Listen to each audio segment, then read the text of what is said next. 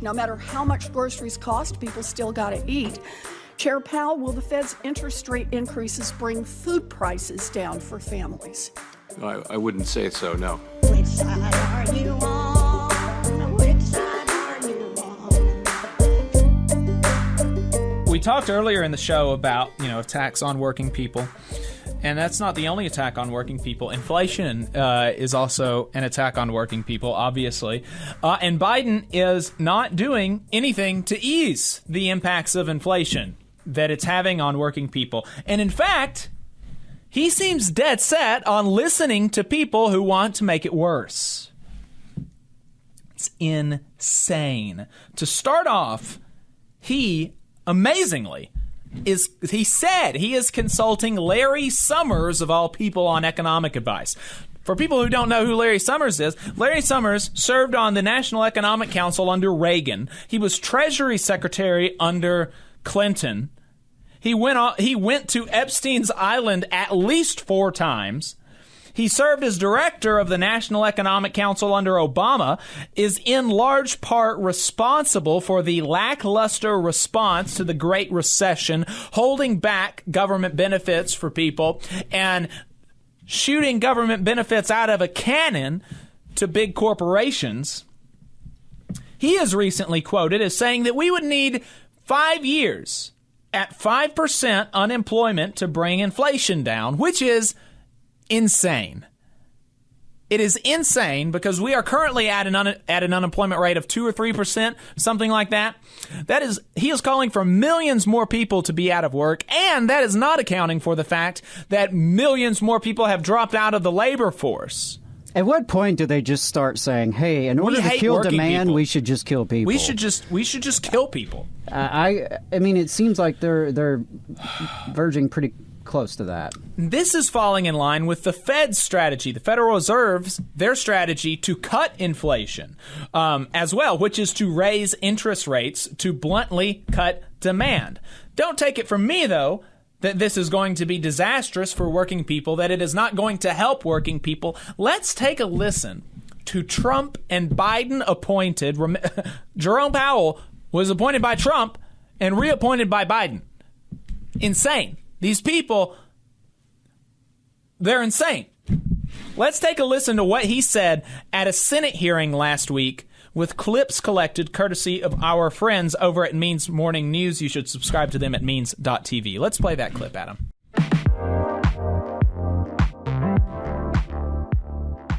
Federal Reserve Chair Jerome Powell appeared before the Senate Banking Committee on Wednesday, where he admitted that the Fed's rate hikes will probably cause a recession. Do you agree with the perspective, and then I'll be done, but do you agree with the perspective that if interest rates go too high, too fast, that it could drive us into a recession? It's certainly a possibility. Dang. Well, I guess that's just the price we have to pay to bring down the costs of energy and food, 2 of the industries where inflation is most felt by the working class, right? Actually, no. Here's Powell admitting that rate hikes won't have an effect there. Chair Powell, will gas prices go down as a result of your interest rate increase? I would not think so, no. Okay. No matter how much groceries cost, people still got to eat. Chair Powell, will the Fed's interest rate increases bring food prices down for families? I wouldn't say so, no. Okay. Well, that would make sense since a study by the Federal Reserve Bank of San Francisco found that about half of all price increases right now are a result of supply chain issues related to the war in Ukraine and pandemic. And Fed rates won't do anything about those. Powell has repeatedly stated that the point of rate increases is to reduce upward pressure on wages, in other words, to lower wages. Here was Senator Tina Smith questioning that central premise. So let me ask you this, Chair Powell, with all of that in mind, what is the basis for the argument that wages are too high and that they need to come down in order to rein in inflation? So it isn't that wages themselves are too high. It's that the rate of growth of wages is not consistent. And I'll explain this, not consistent with 2% inflation over time. So, of course, it's great when wages go up, and we want them to go up. We want people to get strong wage increases. But at a certain point, wages become high enough that companies start raising prices and you wind up getting high inflation. That sounds like a profit-seeking problem and not a workers' wages problem, especially at a time when CEOs are bragging on investor calls about raising prices well above cost increases, such as the cost of labor. Just like the flawed gas tax premise that capitalists will pass their savings on to consumers, the Fed's plan assumes companies will lower prices when labor costs go down instead of just pocketing the extra profits. Although when pressed on this, Powell admitted that companies don't actually have to lower prices for the Fed to declare mission accomplished.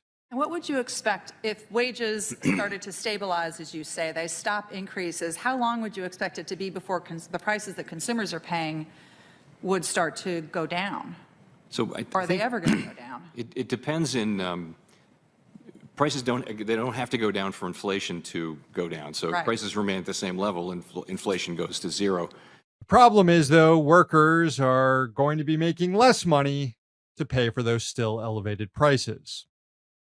You know, I got to hand it to Federal Reserve Chair Jerome Powell. He is 100% committed to this bit, the bit being deliberately trying to crash the economy and screw over workers.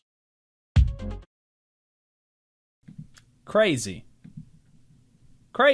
Just a reminder, wage increases have been on average something like 4 and 5%, while inflation is at 8%. And he's talking about we need to kill wages. We need to kill wage increases. This is... Oh, also another unelected person, Yeah. by the way. Love it.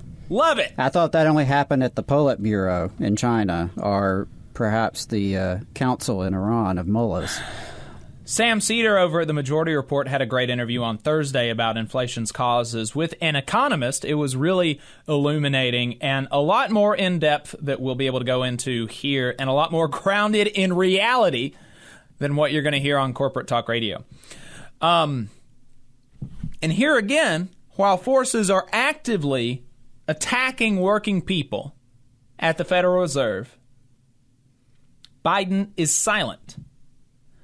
This is another issue where even if you don't genuinely care, even if you do not care about inflation and its effect on working people, if you do not care about interest rate hikes and the fact that this is going to potentially cause a recession, throw millions of people into unemployment, even if you don't care, it is political suicide not to act like you care. Trump did. Let's pull this up. If you'll remember, the Fed, Jerome Powell, tried to do the same thing under the Trump administration because the economy was doing reasonably well as far as our metrics, the metrics that we have, which are crazy, which are bizarre. But as far as the metrics that we have go, the economy was doing well before the pandemic. And so Jerome Powell was trying to cool it off by raising rates. And every time Trump did that, Trump went on the attack. And he was able to actually not only get Jerome Powell not to raise rates, but to cut rates. And Biden is just letting it happen. Let's read from this article in Politico. Trump said, quote, "We have people on the Fed that really weren't. They're not my people. But they certainly didn't listen to me because they made a big mistake. They raised interest rates far too fast," unquote, Trump said. Despite having appointed 4 of the 5 current members of the board, he has vowed to only install new members of the board who support rate cuts. But his last 2 picks withdrew from consideration after backlash from Congress. I mean, why is Biden out not attacking Jerome Powell? It's crazy not to. It's political suicide. Even if you actually support what Jerome Powell is, at least act like you give a damn that Jerome Powell is looking at throwing millions of people into unemployment.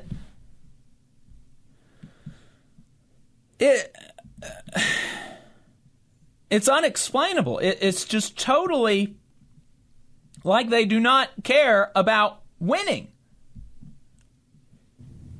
Well, winning elections by actually helping people, not their strong suit. Not their strong suit. Not their strong suit.